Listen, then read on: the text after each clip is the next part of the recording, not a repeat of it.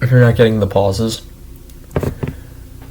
The Hawks make a trade today that I mentioned previously, and I was pretty nonchalant about it. The Chicago Blackhawks acquire a 2023 conditional second-round pick, a 2023 fourth, for Patrick Kane at 50% retained. The Arizona Coyotes, for retaining 25%, get a 2025 third, while the Rangers just straight up get Patrick Kane. The reason it took me so long to upload this, or just make the video after my last video, because it wasn't official, and I wanted to make sure there was nothing else involved in the trade, because I thought this couldn't be it. I expected more, that's for sure. And I just saw Elliot Friedman talking about it on the NHL Network, so I'm just like, all right, looks like it's official then. So the 2023 conditional second-round pick becomes a first if the Rangers get to the third round, and the first-round pick will be in 2024 or 2025. I'm pretty sure it's Hawks' choice, or it doesn't matter. They get a first-round pick if they get to the third round, which is possible because they did it last year with, I believe, a less deep team. Problem is, this year the East is a lot more stacked, even more stacked. They got the Devils to deal with in the first round, then most likely Carolina in the second round, and then they'll have to go up against whoever comes out of the Atlantic Division, honestly. Patrick Kane is a New York Ranger. My hero as a child is gone. Rough day. Can't lie, I was in last period of the day at school. Everyone opens up their phones and everyone sees it and they're like, it's an end of an era. It's an end of an era. Yes, Taze is still on the team, but he's a UFA and who knows if he's ever going to play again. I have Kane on my wall here, back there. Got a bobblehead of him right up there. More pictures all throughout there. A picture of his jersey on the wall. I have a Kane jersey that my brother wore the other day because it doesn't fit me anymore.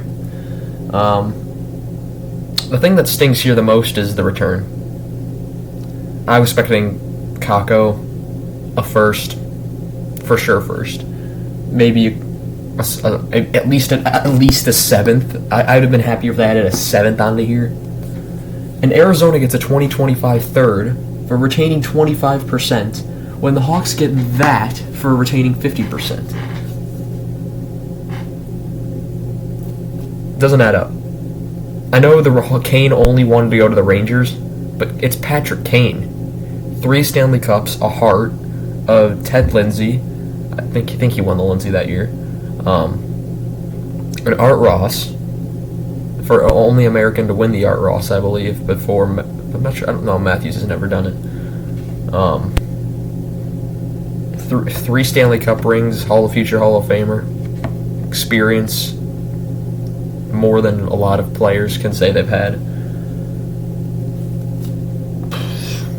I mean, it's not Kane's fault. I'm rooting for Kane. I'm going to be a fan of the Rangers now.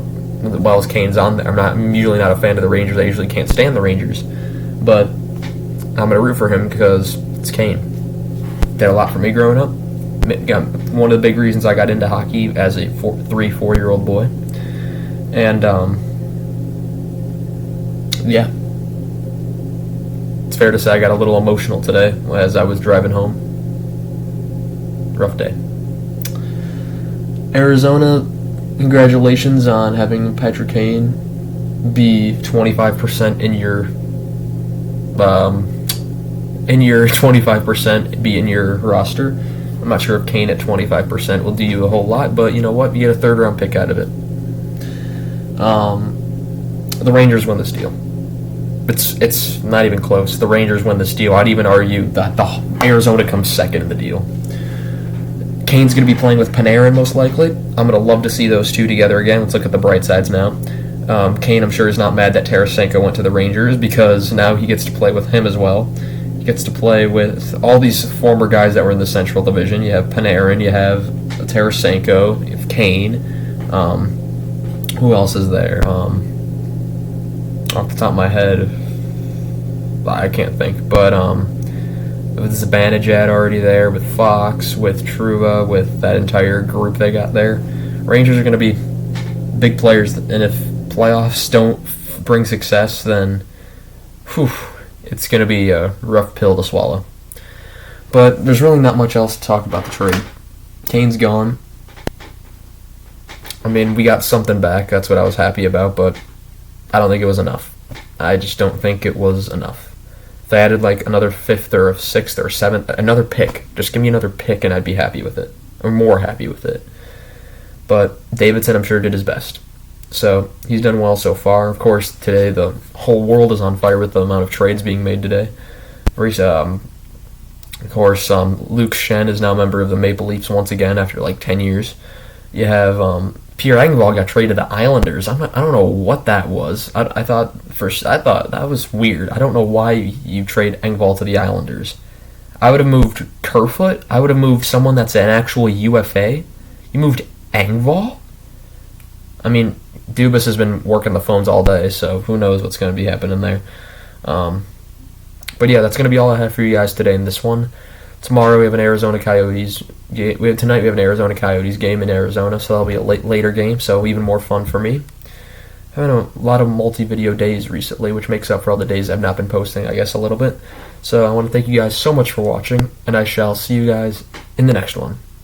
And tell me down below what you think of this trade. Goodbye.